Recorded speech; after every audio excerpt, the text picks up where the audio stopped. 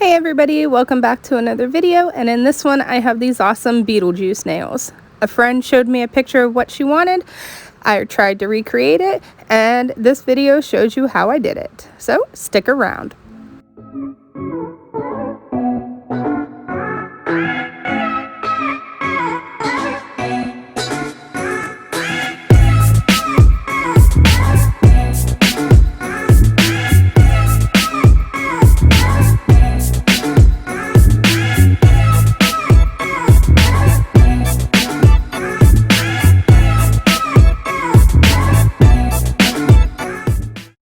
So starting out, I removed everything from her previous set down to the clear base, or at least I tried to get as close to it as I can. Like I told you guys in a previous video, I'm working on making my clear base thicker so that I am able to file everything off. So on this pinky nail, I go in with iGel Beauty's Vivacious, and this is going to be an ombre nail between the Vivacious and iGel Beauty's at Midnight. It's just a black acrylic. On the ring finger, I go in with iGel Beauty Screamin' Green, and this will be an entire finger. I will mention that I have sped this video up because it's kind of a long one. Altogether, these nails took me a little over 2 hours to do, and there's a couple of things that I would have done differently, but that's what my YouTube channel is for me to look at things, go back and see what I can tweak, what I can learn from it, and adjust accordingly. So after I get the green on this nail, I move on to the middle finger, and I messed up. You guys will see there's some white acrylic on it. I filed the majority of it off. You see me picking the last little bit off right there. I custom made this grayish blue acrylic. What I did was I bought pastels from Michael's or Hobby Lobby. I can't remember which one. I took the white, a blue, and also a gray and clear acrylic as well, and I ground those colors up and added the clear to it, and I came up with this color, and I feel like it matched pretty well.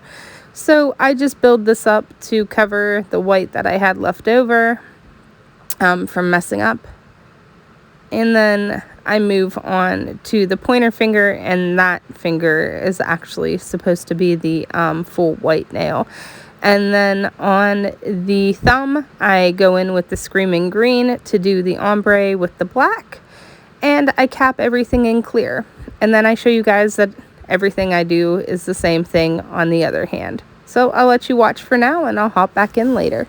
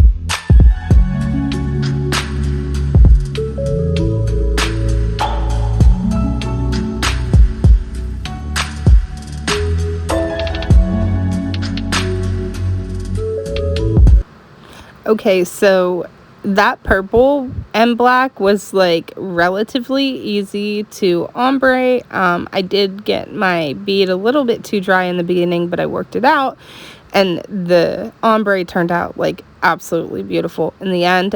This green was such a pain in the ass to ombre.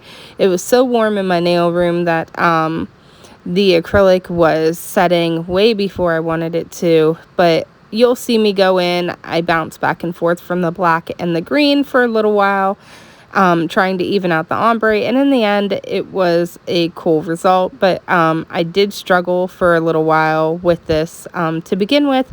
The other hand went a little bit smoother, but the majority of the nails I've already capped and clear on this hand. So once I'm done fooling around and get this ombre somewhat to what I'm satisfied with, I cap this nail in clear also, and then I do the other hand. And like I said, you'll see that the other nail, the other thumb comes out a little bit better. But like I said, everything's trial and error with me, and everybody knows that I'm practicing, and that me doing their nails is all part of practice work.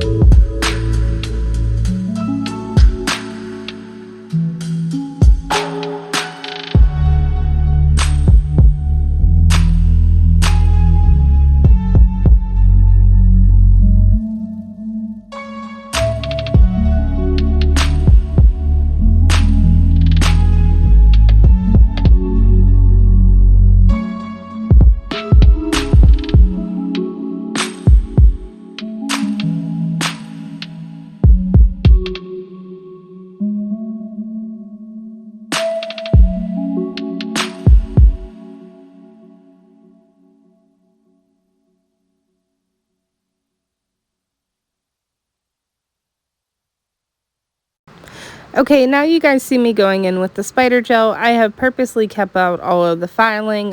This video would be insanely long if I kept every little bit in. So what I am doing here, I put the spider gel on her, and you definitely need to cure it, but obviously we don't want to cure what's on her finger. And I didn't like the way that this one looked. I actually filed both of them off. I wanted to keep in some of my, mistakes, my mess ups and everything, because I don't want anybody thinking that first time I try something, yes, it works out awesome. I am a beginner. I have not finished school. I haven't even actually been able to get into school because of my work schedule. It's coming, I promise. This is not all just done in vain. There is a purpose to it. So everything I do I'm self-taught. I teach myself how to do everything. I think about tips and tricks and, what's going to work, what's not going to work. Everything is trial and error. And I kind of wanted to showcase, some of my struggles with this because not everything works perfect for me. And, you see me here wiping this off again, and I just got frustrated, and I'm like, you know what, just wipe the whole damn thing off. So Courtney was such a trooper through this. I wanted it to look decent. I didn't want it to look like I'm such an amateur, but this was such an ambitious design, and there was so much going on with it. So once I'm finally happy, I do cure the spider gel for a full 60 seconds. And in the end, we decided, because I decided to add the jewels to make a spider, that just the 3 stems of the web wasn't enough. So I just go in with some black gel paint and add some more after we get the gems on. But you'll see.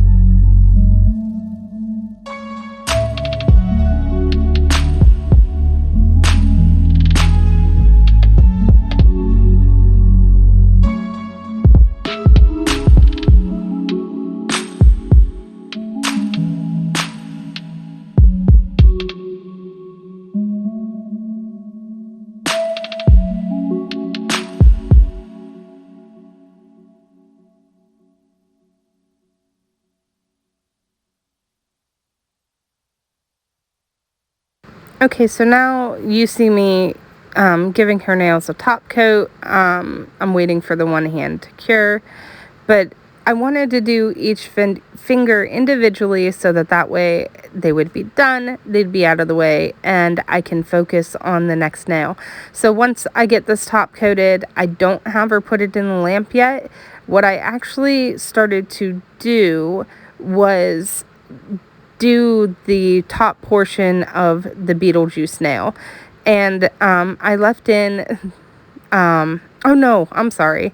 Actually, I started to do the tie nail, and the tie nail went really smooth. I was actually surprised, but I feel like my nerves got the best of me because this was such a complex design that once I got to the Beetlejuice nail, I feel like I started to settle down a little bit. I did mess up like a couple of times and have to wipe off.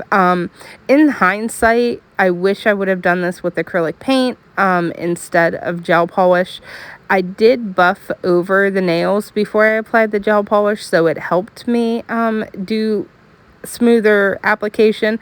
But the black acrylic paint that I have, I don't know if something's wrong with it. I just want to throw it out. I've bought it off of Amazon. I don't recommend it.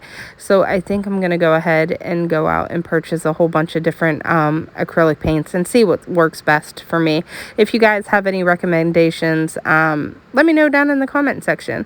But yeah, now you see me doing the tie nail on the other finger, and I end up doing 2 coats of gel polish on both of these, and then I top coat them, give them a cure, and sponge on some of this Screamin' Green gel polish from My Gel Beauty to give the green effect that was in the picture.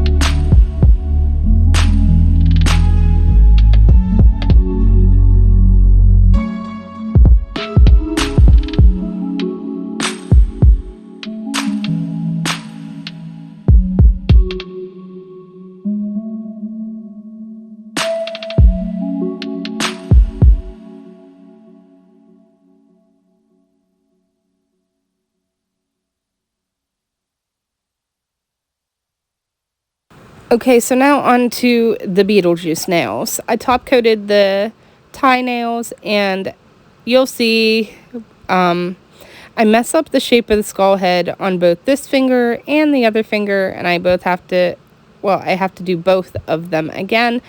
But like I said, not everything is going to go as planned. A lot of people tell me that, practice work, but at the same time, practicing on tips or on a model hand is so much different than real life experience. So even though that practice is awesome and it helps you, I don't think it compares to somebody's hand. So I'm going to let you guys watch how I do the Beetlejuice nails. I do a certain amount of it, and then I switch out hands so that it can cure. And everything that I do gets 2 coats of the gel polish as well.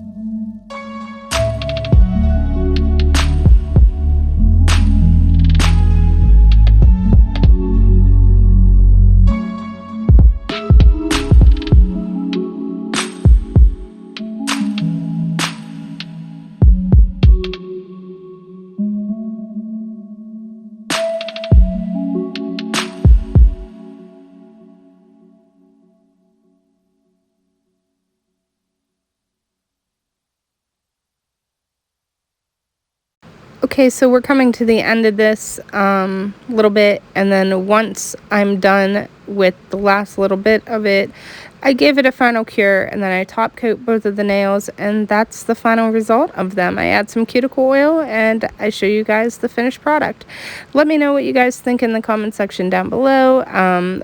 Obviously, little tiny letters are hard to do, and this was my first attempt doing it on a live person, so I am actually kind of impressed with how well I did. She loved them, I loved them, and it's only up from here. The more practice, the better I'll get. So I hope you guys enjoyed it watching it, and as always, take care, have a great day, bye-bye.